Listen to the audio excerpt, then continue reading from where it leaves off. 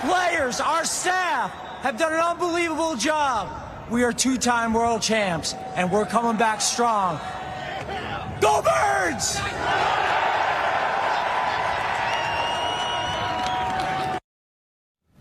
You heard him. He bleeds for the city. Today we celebrate Howie Roseman's 50th birthday. Eagles sending out this tweet to mark the occasion with the general manager atop the podium holding his second Lombardi trophy. And with that, we welcome you here to Birds Huddle, presented by Toyota, the official automotive partner of the NFL, alongside Dave Zangaro. I am Amy Fadool. And what'd you get Howie for his birthday, Dave? I didn't get it for him yet, but I'm thinking maybe a helmet, so the next time he's got a parade down Broad Street, he can protect the dome a little bit better. Yeah, he took one right off the front. But listen, he does bleed for the city. What a line, too. I'll give him credit for that. Great, Not great bad. line. Perfect timing. Let's check out our three-point stance. It's presented by Roseman. Has decades of dominance left. So Dave got the job back, winter of 2010. It seems like it wasn't that long ago, but then when you think about it, it's a while ago. He was just 34 years of age. Now he's 50, seemingly has plenty more ahead of him.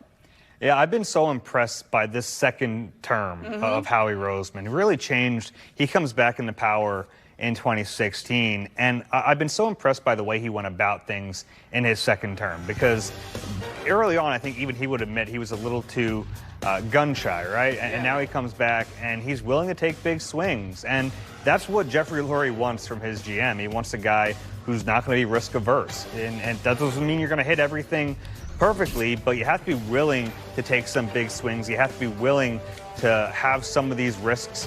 You weigh the risk reward, and you're not going to be perfect, but that's really been, to me, the thing that separated Howie since 2016.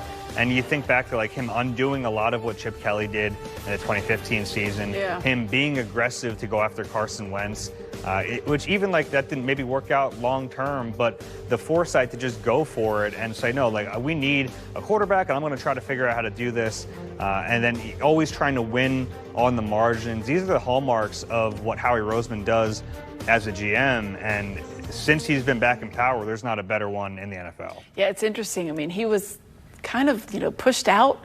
His office wasn't even in the NovaCare complex, and he comes back with a vengeance, multiple Super Bowls at this point. So how much longer do you think he stays in this game? As long as he wants. Yeah. I mean, it's his job. And the beautiful thing about a general manager in this type of situation is that he's never going to get risk averse, right? Like, he's not going to worry about, you see so many general managers playing year to year, right? They're trying to just save their jobs. When you have some staying power, when you've built up enough equity, you can take some of those risks. And that's exactly the situation that Jeffrey Lurie wants. And it's what's allowed them to benefit, because Howie's not worried about just 2025. He's worried about 2025 and 26 and 27 and 28. He's doing things that general managers around the league should be doing, but they're not, because they're worried about saving their jobs. And he doesn't have to worry about that, and he shouldn't. That's true. The second stance is about Nolan Smith making a massive leap this season. So we know the Eagles as a team took a huge jump after that bye week. So did Nolan Smith. From week 6 on, he had 10.5 sacks, 12 tackles for loss.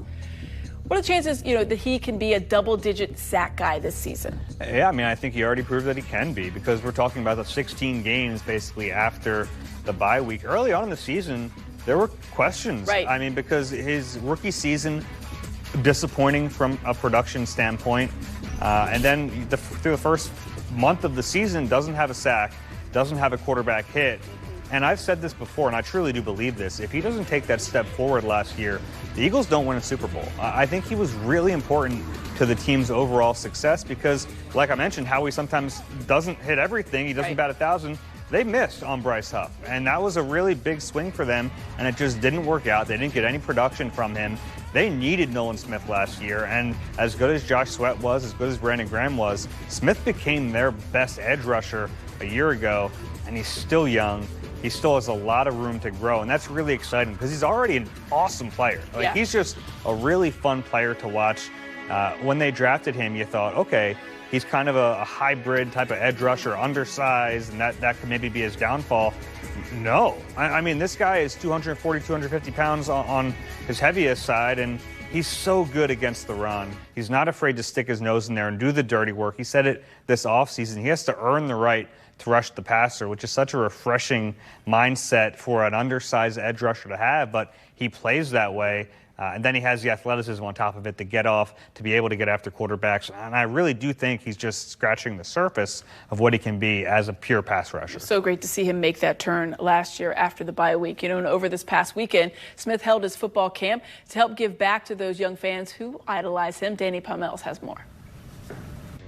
Who can catch? Who can catch? I know you can catch. All right. Set. Hit.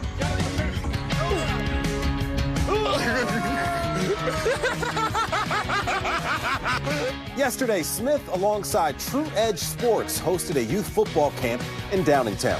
The Super Bowl champion brought the energy and the fun, providing a personal experience for each camper.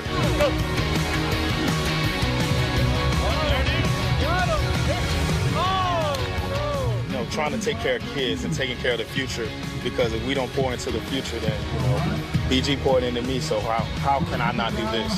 Brandon Graham's message to the younger players in the Eagles locker room is paying off in a huge way. Smith, a prime example of that.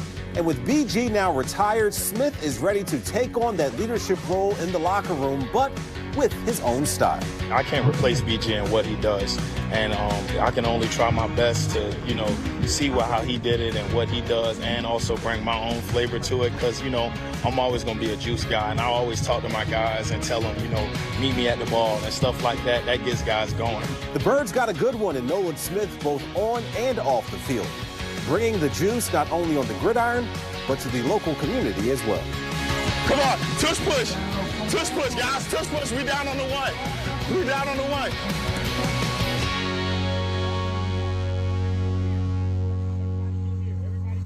They converted the tush push, in case you were wondering on that. But, that's obviously so much fun. It's great to see him out there really kind of hands-on, too, because a lot of times these guys, maybe they don't do that, but it feels like the Eagles really, it's important for them to give back. It is, and it's funny, too, because you see him with the energy, even at his camp. He needs to bring that energy to training camp, and he will, and that's kind of one of the big things you look at. They lost Brandon Graham, and you lose C.J. Gardner-Johnson. Someone has to bring the juice on a daily basis. It's going to be Nolan Smith. I like it. Our third stance, speaking of, it's Georgia Bulldogs. Betting on Bulldogs has worked out well for the Eagles.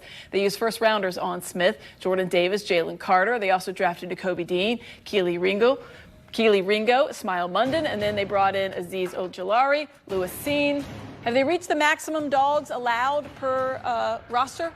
Probably, but then again, Howie might try to go full 11 on defense. True, right? It's pretty amazing, and not all of them are superstars, but, man, to have Jalen Carter, Jordan Davis, and Nolan Smith up front, and then have Nakobe Dean playing behind them, that is where it actually does matter, I think, that these guys have played together so long, because normally when you get players together at the NFL level, they have to kind of learn the nuances of just how a guy's going to rush and how they might play games up front. They already had this base level of knowledge with how to play with each other, and I think that really does show up on the field. That's fun to watch. How much more comfortable do you think these guys are when they roll in and they just have that comfortability automatically because of that? Yeah, it helps. I think it helps when you're a rookie, too. Yeah. Like, you're trying to learn a new city, a new level in your football career, and to go through it with guys who you won a national championship, or in some cases two, it does help a little bit. It's pretty impressive.